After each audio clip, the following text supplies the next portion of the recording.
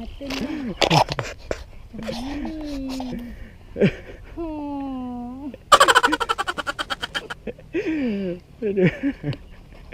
Okay, Assalamualaikum. Saya Ahmad. Welcome back to my channel.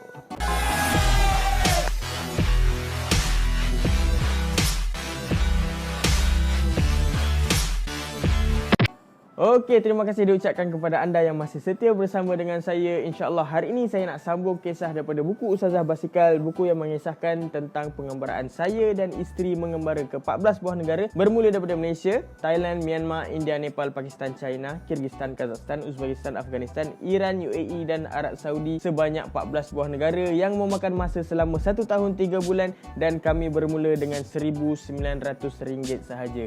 Okey, so minta pada siapa yang belum subscribe, please subscribe, dan siapa yang dah subscribe saya ucapkan ribuan terima kasih. Dan tanpa kita lengahkan masa lagi, jom kita sambung cerita. Kami daripada Chumpon nak ke arah patio, dan selepas kami berehat menggunakan hammock di tepi pantai, dan kami pun teruskan kayuhan. Dan masa tu saya dengan Adila tengok dalam map ada beberapa pemilihan masjid lah untuk kami nak singgah dan bermalam di patio ni. Kami decide untuk pilih satu masjid yang bernama Jamiatul Istiqamah. Masjid Jami' ni mesti dia besar dan berada di kawasan bandar. Kami pun bersetuju untuk pergi ke masjid tu lah. Waktu kami kayuh tu, apa yang mengejutkan, Google Maps ni dia bawa kami ke dalam hutan. Dia masuk ke dalam.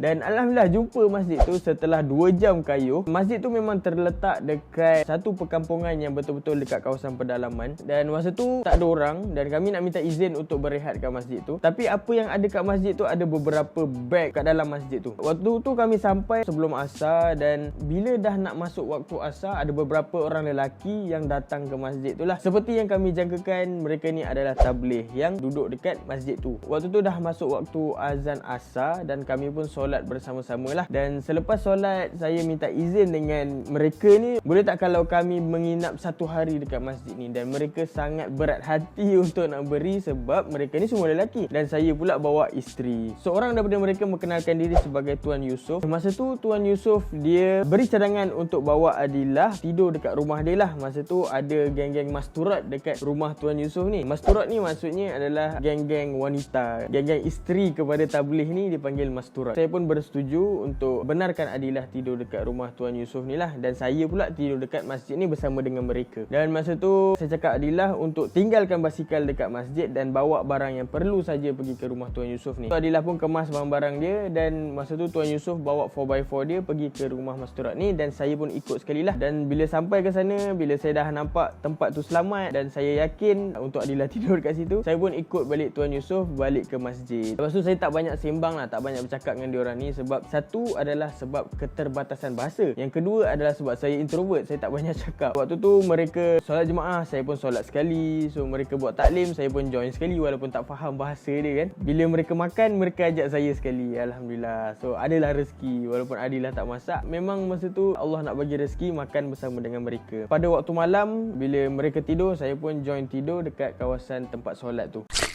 Pada keesokan harinya, mereka ni semua bangun awal dan mereka buat solat tahajud, dan saya pun bangun awal lah kan. Takkanlah dia nak solat tahajud saya masih tidur lagi. So agak tak manis di situ. Dan waktu tu saya pun bersiap mandi sebelum solat subuh. Dan waktu selepas solat subuh, Tuan Yusof ajak bersarapan dekat rumah dia. Saya pun pergilah sama-sama dengan mereka ni, naik kenderaan kereta pergi ke rumah Tuan Yusof ni. Dan sebelum mereka bersarapan, ada tazkirah yang disampaikan oleh seorang ustaz ni. Yang lelaki mereka ni duduk kat bahagian luar luar, dan yang perempuan mereka ni duduk kat bahagian dalam lah. Ada tabir langsir dan mereka ni pakai mic dengan speaker untuk perempuan-perempuan dekat dalam rumah tu boleh dengar apa yang mereka ni cakap lah dekat luar. อย่างน้อยๆอยู่นะมาบอกว่า2 รากาศก็ยังดีเพราะมีว่าคนที่บอกว่าชัดเจนรากาตาดิฟียาฟิลไลกาฟิรอนมิกาตอยา2 รากาศนะที่กระทำในยามดึกในยามกลางคืนเนี่ยก็เอาน้ำไปประพรมที่แก้มของสามีของเราเนี่ยเราออกมา3 วันนี้เราไม่ต้องไปเรียกใครเพราะเราอยู่ในมหรที่ดีในสภาพที่ดีเนี่ยว่า Dan selepas habis tazkirah kami pun bersarapan, dan selepas habis sarapan Adilah keluar cari saya dan Adilah tanya apa plan kita pada hari ni. Dan saya cakap tak ada plan, kita sambung kayuh lah kan. Sebab abang plan hari ni kita akan kayuh ke arah Bang Sapanoi, dekat arah pantai lah. Dan masa tu Adilah cakap oh bukan apa, sebab makcik-makcik ni dia ajak untuk duduk lagi 1 hari. Saya cakap tak apa, kita tak nak ganggu program diorang ni, kita teruskan perjalanan kita. Dan masa tu Adilah kata okey sekejap, dia nak pergi bersalaman dengan makcik ni, nak beritahu yang kami sambung kayuh hari ni lah. Selepas bersalaman dengan mereka, Tuan Yusof ni nak hantar saya dengan Adilah pergi ke masjid. Dan sebelum tu Tuan Yusof ni dia berikan kami sayur-sayuran hasil tanaman dia dekat situ lah. Rupa-rupanya dia adalah seorang pekebun, dan Alhamdulillah dia bagi timun, dia bagi sawi, dia bagi cili, sayur-sayuran yang ditanam. Dan beliau hantar kami ke Masjid Jamiatul Istiqamah tu untuk kami mulakan kayuhan. Dan kami kayuh sebelum waktu Zuhur, dan waktu tu memang sangat panas. Macam biasalah kami basahkan badan kami sebelum kami memulakan kayuhan. Dan jalan dia untuk ke arah Bang Sapanoi ni, dia naik dan turun lah. Dia banyak naik turun bukit. So bila naik tu agak stres sikit. Kini kita sedang menaiki bukit ke arah Bang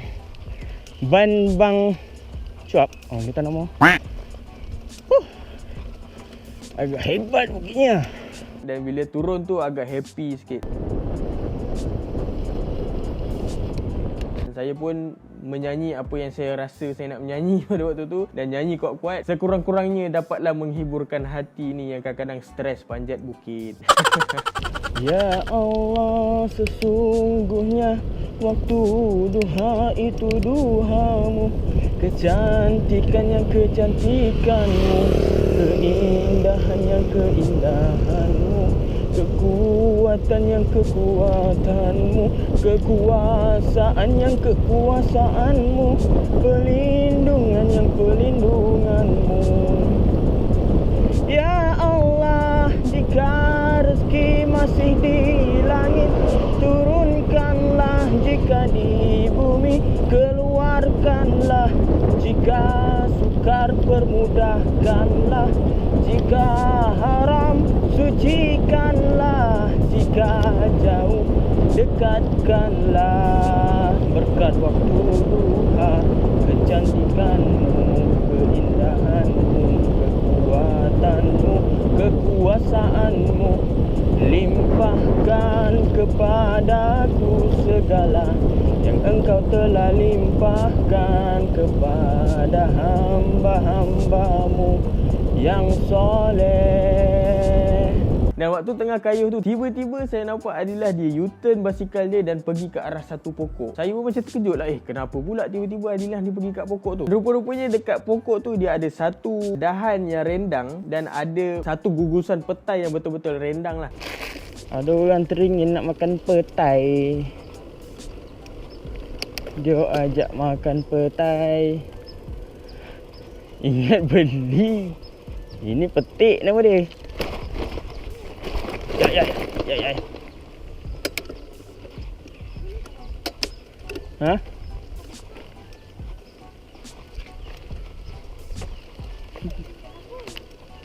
Ha? Minta izin tak apa. Dan saya panggil dia petai depan hidung. Sebab masa tu Adilah dia tengok petai tu betul-betul dekat depan hidung dia.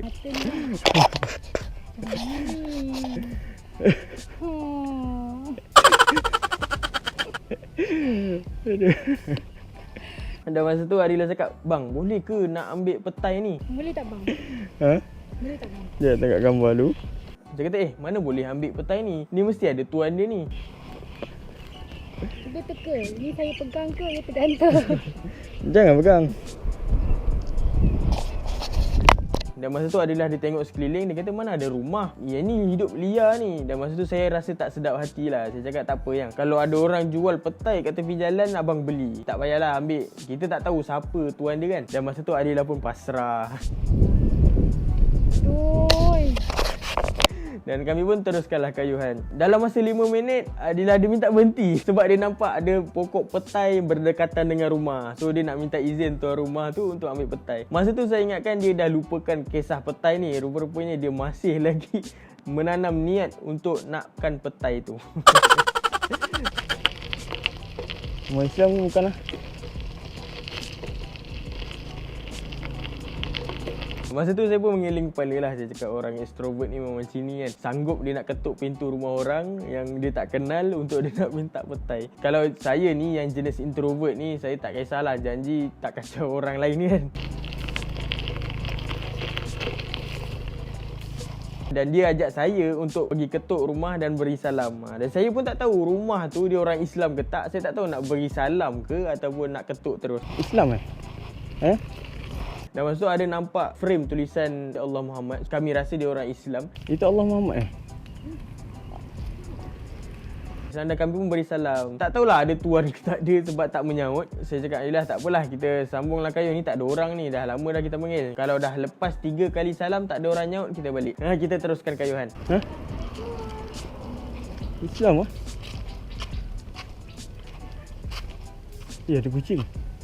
Sekali lipat. Kalau putih dah tu. Dan masa tu tak ada orang nyaut dan kami pun teruskan kayuhan. Dan masa tu Adilah nampak ada seorang lelaki dekat bengkel dekat sebelah rumah tu yang tengah baiki motor. Dan dia nampak dekat kawasan rumah dia tu pun ada juga pokok petai. Dan Adilah minta izin dekat abang tu untuk nak minta sedikit petai dekat pokok tu. Dan abang tu bersetuju untuk nak ambilkan petai tu untuk Adilah kan.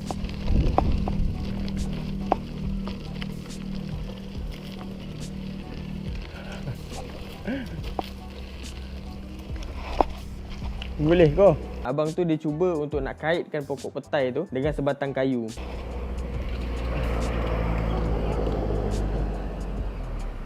Oh. Baby. So waktu tu dia cuba untuk kait dan tak dapat. Oi, patah. Apa kan yang bebaskan? Dia tak dapat lah sebab licin kan menggunakan batang kayu tu. Tak boleh. Sana ada. Oh, yang situ besar. Oh. Oh, okey. Bukan sebenarnya. Oh, dia kecil. Dan dia mencari buluh dan dia potong, dia pecahkan buluh tu kepada 2 dan dia selitkan batang kayu. Ya.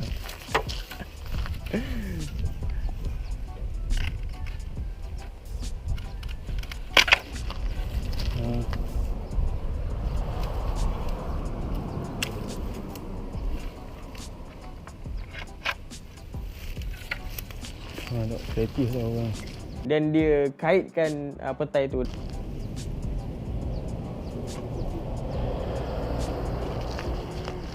Apa tadi nama buah ni? Setor. Setor. Setor.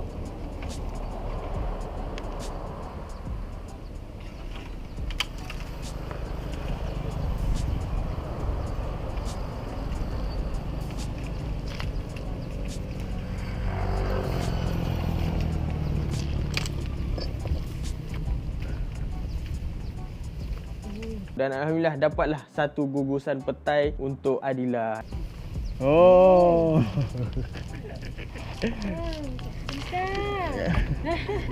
Kunkap. So. Cik. Bagilah. Oh. Bagilah bang. Apa? Bagilah separuh. Nak. Separuh. Oh. Nak. Okey, tak apa. Tak apa. Nah, ambil boleh bagi awak. Ada kunkap. Dan masa tu Adilah muka punyalah happy dapat petai tu. Nah, ambil. Cakap gambar sikit. Tapi dalam hati saya ni ada sedikit risau lah. Risau sebab apa? Adilah ni dia mengidam ke? Masa tu saya cakap dengan dia, Yang mengidam ke? Sebab perjalanan kita ni jauh lagi sampai ke Mekah ni. Masih awal lagi untuk nak mengidam ni. Dan kami pun teruskan kayuhan ke arah Bang Sapanoi.